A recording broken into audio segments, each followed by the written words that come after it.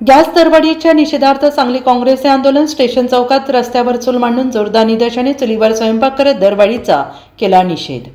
आखाती देशातील युद्धामुळे देशातील गॅस पुरवठ्यावर मोठा परिणाम झाला आहे। गॅस टंचाईमुळे घरगुती सिलेंडरचे दर वाढलेले आहेत आणि याचा फटका सामान्य नागरिकांना थेट बसतो आहे। या गॅस दरवाढीचा निषेध सांगली काँग्रेस पक्षाच्या वतीने रस्त्यावर उतरून निदर्शने करण्यात आली। शहरातील स्टेशन चौक येथे रस्त्यावरच चूल मांडून गॅस दरवाढीचा निषेध करण्यात आला। गॅस सिलेंडर महागला, घरचा बजेट बिघडले, गॅस सिलेंडरचे दर वाढवणारे सरकार हाय हाय, भाजप हटाव देश बचाव अशा घोषणांनी परिसर दणाणून गेला। अन्यायकारक गॅस दरवाढ तातडीने रद्द करा अशी मागणी यावेळी करण्यात आली। काँग्रेसचे शहराध्यक्ष राजेश नाईक यांच्या नेतृत्वाखाली आंदोलन करण्यात आले। या आंदोलनात मनपाचे विरोधी पक्षनेते मंगेश चव्हाण, काँग्रेसचे नगरसेवक, कार्यकर्ते आणि पदाधिकारी मोठ्या संख्येने सहभागी झाले। आंदोलनानंतर आपल्या मागण्यांचे निवेदन जिल्हाधिकाऱ्यांना देण्यात आले। केंद्रातल्या आणि राज्यातल्या सरकारनं जो अन्यायकारक डिझेलवाढ आणि दरवाढ केला आहे, त्यांनी म्हणतात की जागतिक ह्याच्यात युद्ध चालू आहे। युद्धाच्या अगोदर 3 महिने वातावरण चालू असताना सुद्धा कुठलेही नियोजन केलेलं नाही।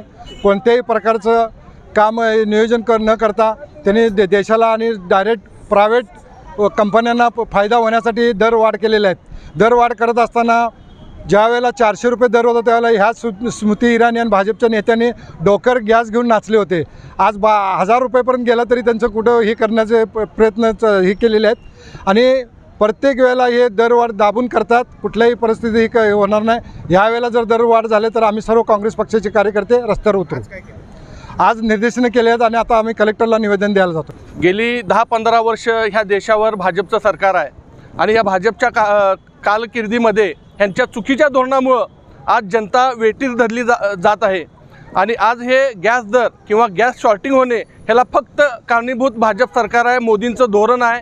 आणि ह्या विरोधात आज आम्ही शहर जिल्हा अध्यक्षाच्या नेतृत्वाखाली सांगलीमध्ये चूल मांडून आंदोलन केले। कारण आम्हाला जगाला देशाला दाखवायचं आहे की मोदींच्या चुकीच्या धोरणामुळं गॅसपासनं देश हा चुलीकडे चाललेला आहे। हे कुठं तर थांबलं पाहिजे आणि मोदींना जाग आली पाहिजे, ह्यासाठी हे आंदोलन होतं।